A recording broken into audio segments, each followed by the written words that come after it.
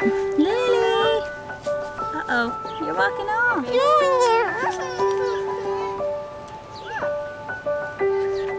Oh, it popped.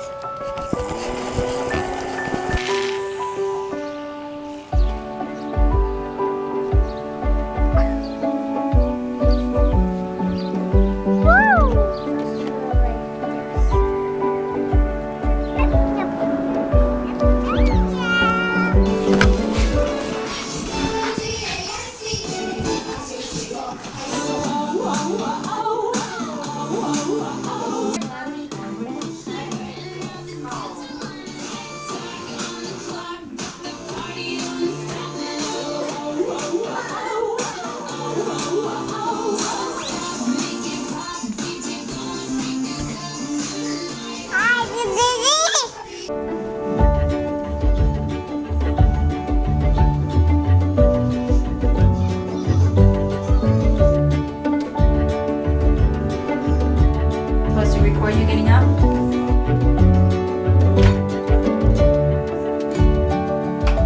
So you can see this.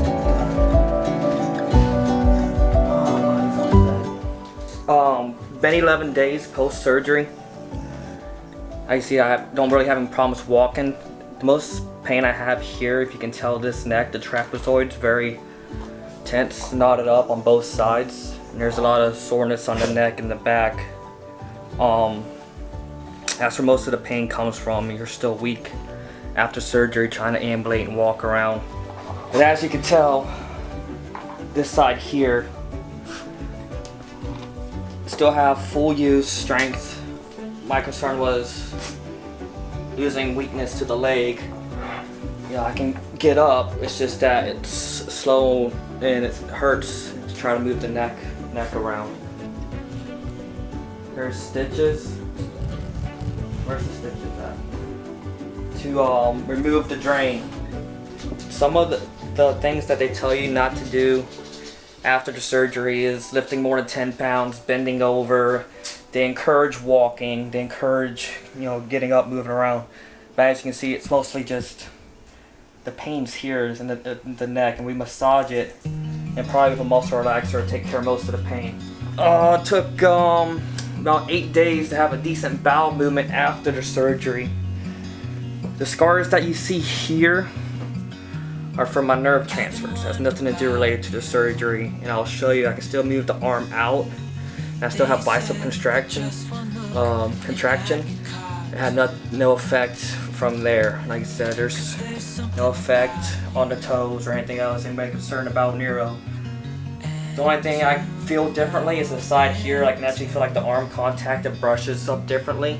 Most of the pain I'm experiencing, the pain in the arm is gone. The burning and the crushing is gone. I still have a little bit of the buzzing in the hand and pinching on the back, but that's more of the muscle atrophy. But most of the pain now, post-recovery, is just coming from the back and the surgery site. In 2 days, we'll be going to the hospital to get the staples removed. But I wanted to give at least an update of how things are going since the hospital. So they put an arterial blood pressure monitor right there. Then you have 2 IVs as far as procedures also. So some of the bruising there is from when I had the IVs. I had 2 lines going. Some of the meds in the hospital they gave were IV Dilaudid and then Dilaudid per oral and fentanyl. The meds that they have now for me, pantoprazole or omeprazole, which is an antacid. It kind of soothes the stomach, so when you take the medicines, you're not having GERD. Hydromorphone 2 to 3 times as needed, every 3 hours needed for pain. I usually just take them just to go to sleep. I don't try to be on medicines throughout the day. And then diazepam 5 milligrams. See, most of the tripling, like I said, is just the pain in the neck now. It's not the arm. It has nothing to do with anything in the arm. It's in here. Also, they want to recommend like Miralax stool softener because you've been on narcotics or other pain or drugs when they put you under for the surgery. So it did take 8 days after surgery to actually have a decent bowel movement. And I've been trying to have a light diet and drink a lot of fluids after anyways. Another medicine that you're going to be taking is ibuprofen. I was having a mild temperature. When you get out, you're going to have night sweats and chills, and it's also part of the side effect for rhizotomy anyways. So you'll want to have a monitor your temperature. Anything over 101 degrees, you're going to want to, maybe if it lasts more than a day or two, you can contact a neurosurgeon. but we just controlled it with ibuprofen, and that just also helps with the weakness and the chills just post-surgery. It's a bear, it's tough, but once the surgery and once you start healing and getting your strength back, it's worth it. I'll do the surgery again. It's just like the initial recovery process, but I don't hardly feel anything in the arm anymore. So it was like a 10-10, you know, the burning, the constant crushing. I don't cringe like this. I haven't cringed at the arm since the surgery. Ever since I woke up, I've never had to deal with the arm anymore. It's just the pain in the back. So once I recover from that, hopefully I can have a better quality of life. But if only you could see that we are meant to be. Yeah, I like singing this Eddie too.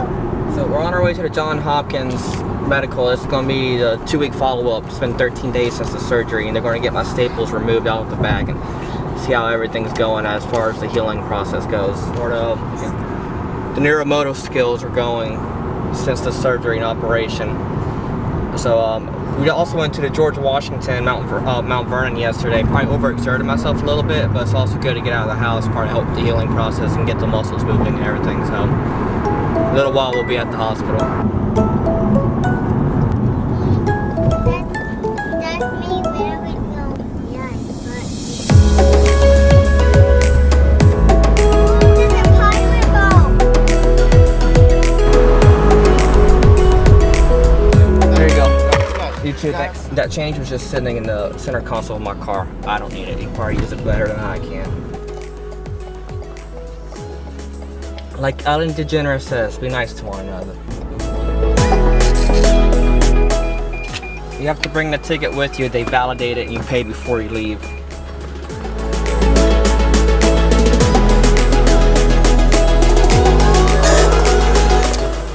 Yeah. So you're gonna be an advocate? I'll try to be.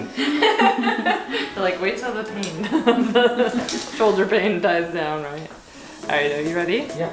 Okay, here we go.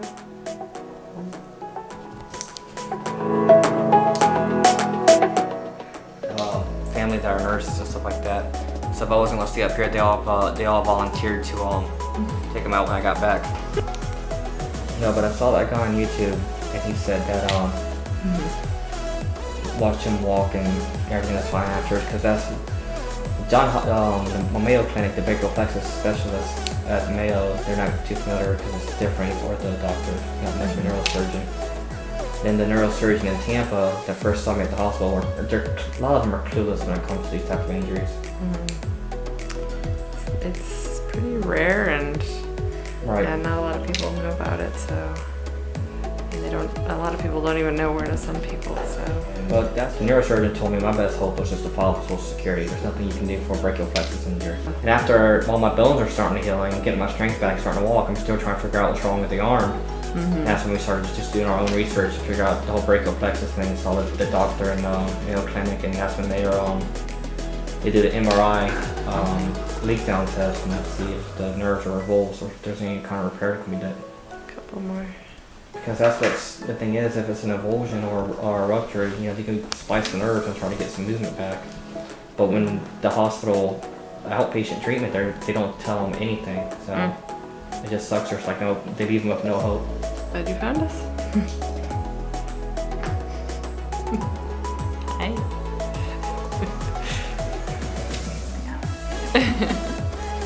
We're getting there. I got turtle. You counted them? You got a pet turtle? Oh, you got a turtle. I like turtles. Oh yeah, do you miss your animals?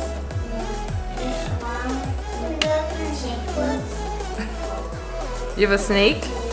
Yeah. Just no rubbing or scrubbing or I wouldn't still put this in the bathtub for another week. And you're fine. Hopefully you can swim after that. Then that, what about like bending over and stuff? Very gentle range of motion at your neck. Still? Yeah. Really, like lifting and all that, that's a restriction for at least 3 months. What are they doing? You got them all? I did. Yeah. Bled a little bit, but. Okay, now I feel I have staples in my neck. Why is that? Because I feel like it. You can see the train over there. Well, it's over there. Here comes the train.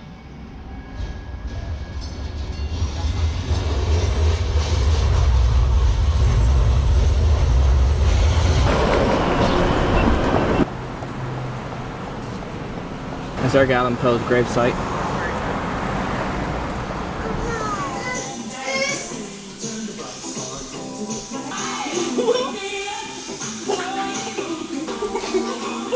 Yeah, you do it. You can do it. I'm not doing it. Thanks, baby.